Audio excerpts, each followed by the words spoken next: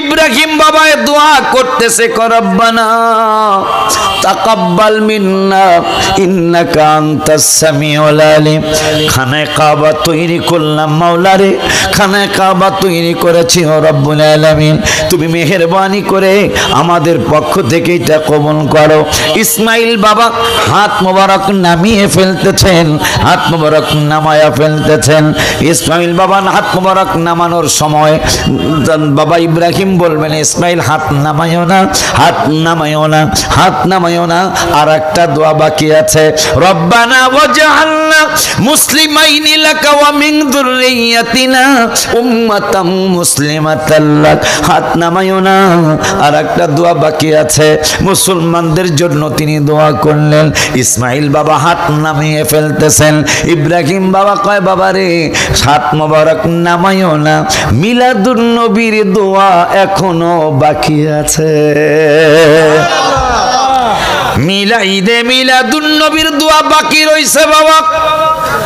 আমার মায়ের নবী নূরের নবী রহমতুল আলামিনের জন্য দোয়া করতেছেন ইব্রাহিম বাবাই। নবীর আগমনের জন্য, শুভাগমনের জন্য দোয়া করতেছেন, রব্বানা ওয়াবাত ফীহিম রাসূলা। মারহাবা কয় না, রব্বানা। ইব্রাহিম বাবা দোয়া করতেছে, ইব্রাহিম খলিল দোয়া করতেছেন আমার নবীর যেন মিলাদুন নবী হয়। সুবহানাল্লাহ। তাহলে কোরআনে মিলাদুন নবীর কথা আছে, দেখা যায় আছে। মারহাবা কয় না, কোরআনে মিলাদুন নবীর কথা আছে। কোরআনুল কারীমে মিলাদুন নবীর কথা আমার আল্লাহ বললেন, রব্বানা ওয়াবাত ফীহিম রাসূলা। ইব্রাহিম বাবা দোয়া করতেছেন, আল্লাহ ওগো রব্বুল আলামিন, এমন একজন রাসূল তুমি আমার বংশে নাজিল করো, সুবহানাল্লাহ, যিনি ইয়াতলু আলাইহিম আয়াতিক,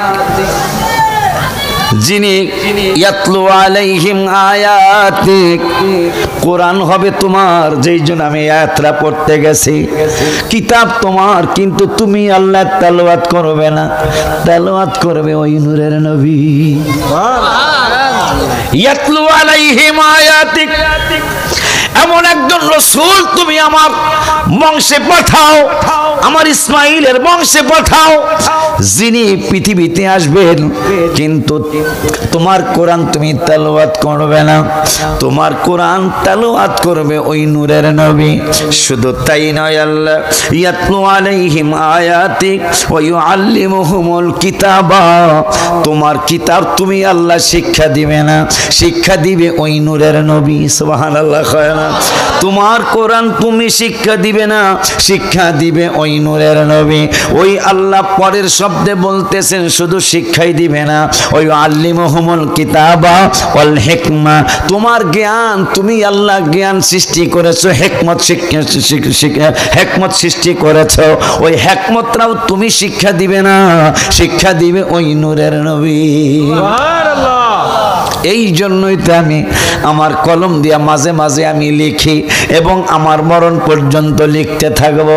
সাদে মিটে না রওজা দেখে, রওজা দেখে, রওজা দেখে, সাদে মিটে না রওজা দেখে, রওজা দেখে, রওজা দেখে। কি উপমা দিব আমি আমার মুখে, বলো কি উপমা দিব আমি আমার মুখে, বলো সাদে মিটে না রওজা দেখে, রওজা দেখে, রওজা দেখে, সাদে মিটে না রওজা দেখে, রওজা দেখে, রওজা দেখে।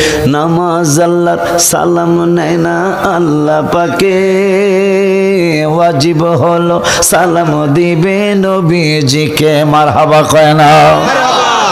আমাদের প্রতি আপনাদের গোসা কোন কারণে? নামাজের মধ্যে রসুলকে সালাম দিতে হবে, এটা কি সান্তারা স্বামী বাবার দরবার শরীফের হুজুরের আইন? না। এটা কি করটিয়ার পিসাব হুজুরদের আইন? না।